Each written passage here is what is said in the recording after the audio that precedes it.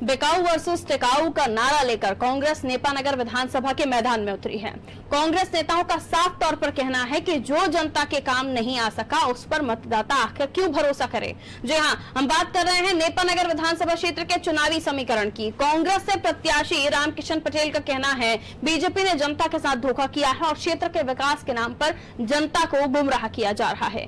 नेपानगर विधानसभा में कांग्रेस प्रत्याशी के साथ कांग्रेस के वरिष्ठ नेताओं से चर्चा की आनंद टीवी विशेष संवाददाता आशीष मंगल सोनी ने। मध्य प्रदेश में 28 विधानसभा सीटों पर उपचुनाव हो रहे हैं। नेपानगर विधानसभा क्षेत्र की बात करें तो यहां भी प्रचार अपने परवान पर है। ग्रामीण क्षेत्र में लगातार दोनों ही राजनीतिक दल के प्रत्याशी पहुंच रहे हैं। नेपानगर में आज पूर्व मुख्यमंत्री कमलनाथ की सभा हुई थी और अभी हमारे साथ मौजूद है कांग्रेस प्रत्याशी यहां पर रामकिशन पटेल। हम उनसे बात करें उसके पहले मैं इस कांग्रेस कार्यालय में आपको ये पोस्टर दिखाना चाहूंगा जहां पर कांग्रेस ये नारा लेकर जनता के बीच में जा रही है, बिकाऊ नहीं टिकाऊ चाहिए। कितना इस नारे से जनता इत्तेफाक रखेगी, इस पर भी हम चर्चा करेंगे। सबसे पहले शुरुआत करते हैं, हमारे साथ हरदा के पूर्व विधायक आर.के. दोगने जी हैं। आर.के. दोगने जी, आप लगातार इस क्षेत्र में प्रवास कर रहे हैं, कार्यकर्ताओं से भी मिल रहे हैं, आज कमलनाथ जी की सभा भी हुई थी। क्या कुछ आपको यहाँ समझ में आ रहा है और किन मुद्दों को लेकर कांग्रेस जनता के बीच में जा रही है? देखिए, यहाँ का नेपानगर का जनता बहुत जागरूक है और जनता के दिल में बिल्कुल बैठे हुए हैं कि रामकिशन भाई को जिताना है। ये बिकाऊ नहीं टिकाऊ, ये बहुत अच्छे से चल रहा है और सबको मालूम है कि ये 35 करोड़ में बिकी है, दे रहे हैं। बिल्कुल, यहाँ कांग्रेस के दावे हैं। प्रत्याशी रामकिशन पटेल खुद हैं। आज पूर्व मुख्यमंत्री कमलनाथ पहुंचे थे नेपानगर। हालांकि ज्योतिरादित्य सिंधिया ये दावा कर रहे हैं कि ये जो बीजेपी कांग्रेस छोड़कर बीजेपी पहुंचे हैं वो बिकाऊ नहीं है, बल्कि उन्होंने इसलिए कांग्रेस छोड़ी क्योंकि उनके काम नहीं हो रहे थे।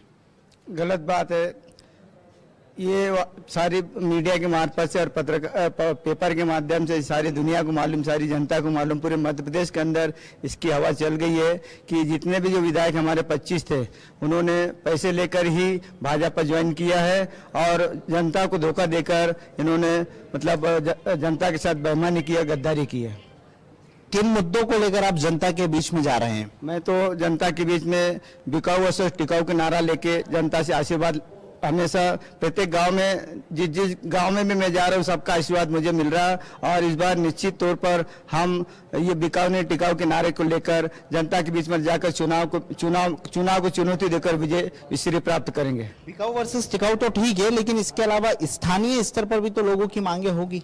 स्थानीय स्तर पर नेपानगर के अंदर ये नेपा मिल्स हमारी बंद पड़ी है। पूर्व में हमारे जो अरुण यादव जी थे उन्होंने 1200 करोड़ रुपए स्वीकृत किए थे नेपानगर के लिए। वो राशि हमारे वर्तमान सांसद जी ने अभी तक नेपा को उपलब्ध नहीं कराई, इसीलिए जो नेपा मिल के कार्य अधूरे पड़े। और मैं यदि जनता नेपानगर विधानसभा से मुझे विजय करते हैं तो मैं नेपानगर के लिए एक नए उद्योग स्थापित करने के लिए प्रयास करेंगे ताकि इस क्षेत्र के नौजवानों को रोजगार मिल सके। इस विधानसभा क्षेत्र में बड़ी संख्या में आदिवासी वोटर हैं।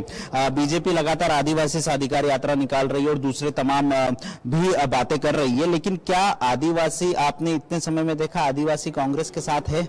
आदिवासी निश्चित तौर पर पहले से ही कांग्रेस के साथ में, भाजपा के साथ में। भाजपा तो इनको गुमराह करके पैसे के बल पे, दारू के बल पे मतलब खरीद फरोख्त करता है, लेकिन वास्तव में कांग्रेस पार्टी एक ऐसी पार्टी जो आदिवासियों को हितैषी है। उन्होंने मुख्य धारा में जोड़ने के लिए कांग्रेस स्वर्गीय इंदिरा जी ने ही आदिवासियों को कांग्रेस पार्टी में जोड़ा और आज भी कांग्रेस के प्रति हमारे आदिवासियों का बहुत भरोसा, विश्वास है।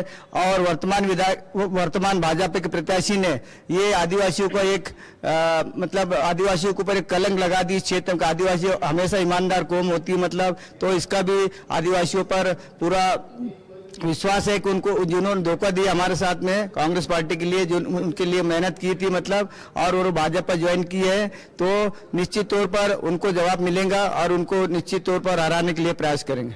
बिल्कुल, प्रत्याशित है वरिष्ठ नेता हमारे साथ हमीद काजी भी हैं। सर, आपका अनुभव तो सियासत में बहुत लंबा है, लेकिन नेपानगर विधानसभा क्षेत्र में पहली बार इस तरह से उपचुनाव हो रहे हैं कि जब कोई व्यक्ति सीधे तौर पर दल बदल करके अपनी विधायकी दांव पर लगा दिया है। क्या लग रहा है आपको क्षेत्र में सियासी समीकरण, और क्या आप अपेक्षा रखते हैं कांग्रेस कार्यकर्ता से? मेरा राजनीतिक जीवन पिछले 40 साल से मैं देख रहा हूँ और ये 80 से ये नेपानगर की सीट बनी है उसके बाद से मैंने जितना उत्सव कांग्रेस में अभी देख रहा हूँ, नौजवानों में, आदिवासियों में, नेपा के लोगों में, किसानों में, जो बीजेपी ने छला 35-35 करोड़ देके सिंधिया जी ने कांग्रेस की सरकार गिराई।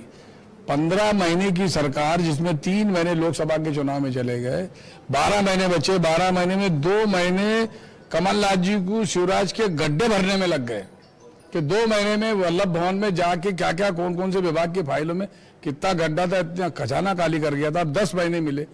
10 महीने में कमलनाथ जी ने पूरी 51 उनकी जो योजनाएं थी पूरी धरातल पे उतार दी और धीरे धीरे करके सब वो योजनाएं पास हो रही थी। इस बीच में सिंधिया जी आ गया, कल का मैं बोला विभीषण, जिन्होंने अपने लालच के, खुद के स्वार्थ के लिए कांग्रेस की सरकार और इस मध्य प्रदेश की जनता से धोखा किया। बिल्कुल, ये वरिष्ठ नेता हामिद काजी थे जो सटीक बात यहाँ पर करते हुए नजर आए कि किस तरह से सत्ता परिवर्तन का दौर रहा।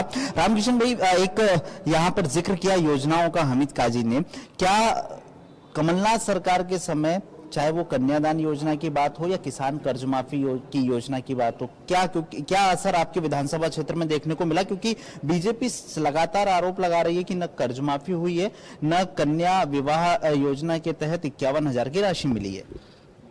कर्ज माफी के अंदर हमारे बुरहानपुर जिले के अंतर्गत 5,112 किसानों का कर्ज माफ हो चुका है। प्रमाण है, किसानों पर प्रमाण पत्र है। और पूरे मध्य प्रदेश के अंदर 26 से 27 लाख किसानों का कर्ज माफ हुआ है। क्योंकि विधानसभा में जब सत्र हुए थे, मतलब 2-3 दिन का, उसमें अब कृषि मंत्री कमलनाथ साहब ने इस चीज को स्वीकार किया है कि 26 से 27 लाख किसानों का कर्ज माफ हुए।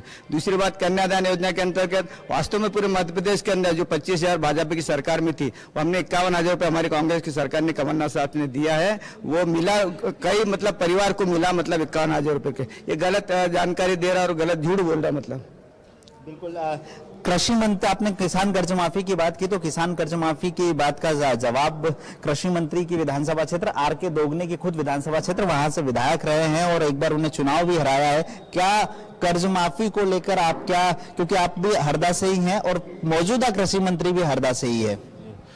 देखिए, कृषि मंत्री को तो आपने देख रहे हैं, जब से बने तब से झूठ बोल रहे हैं और वो उनको झूठ बोलने के आदी हो गए। आपने देखा उनकी पत्नी का भी कर्जा माफ हुआ है। मेरे पास रिकॉर्ड है, अभी आपको तो मैं दिखा दूं, मेरे पास भी रिकॉर्ड, उनकी पत्नी का कर्जा भी माफ हुआ है, रेखा कंवल पटेल का।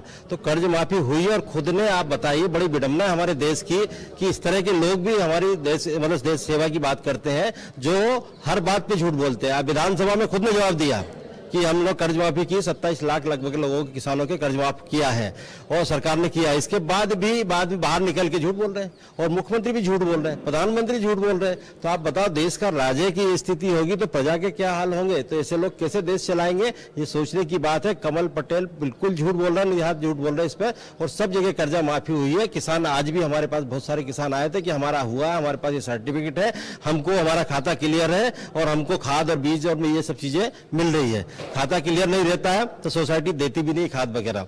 खाता क्लियर है, सब चीजें मिल रही है, हमारा कर्जा माफ हुआ है। तो कर्जा माफ हुआ है और आगे आने वाले समय में जब हमारी सरकार बन रही 3 तारीख के बाद, 10 तारीख को जो हमारी गणना होगी, गणना के बाद 11 तारीख को सरकार बनेगी और सरकार बन के फिर वो 2 लाख तक का कर्जा जो बचा है वो माफ करेंगे हम। ये कमल पटेल जी हो चाहे शिवराज जी हो, चिल्लाते रहे, इनसे कोई फर्क नहीं पड़ता। ये किसानों का पाप बता रहे हैं, है ना। किसानों का कर्जा हम आपको पाप बता रहे हैं, आपने देखा होगा। तो आप बताइए, ये पाप कर रहे हैं क्या किसान? आज हमारी देश की अर्थव्यवस्था को रोक रखा है। आज कोरोना में क्या हालत थी देश की, तो किसान नहीं बचा के रखा है। आज बाजार चल रहे तो किसान के कारण चल रहे हैं, पर किसानों को ही बोल रहे हैं किसानों का कर्ज माफ नहीं करेंगे। अडानी अंबानी का 72,000 करोड़ तो 2 लाख करोड़ तो इतने उनकी माफ करेंगे क्या? तो जब किसानों का क्यों नहीं सोच रहे? तो किसान के बारे में सोचा कांग्रेस पार्टी ने, सोचा कमलनाथ जी ने सोचा, राहुल गांधी जी ने सोचा।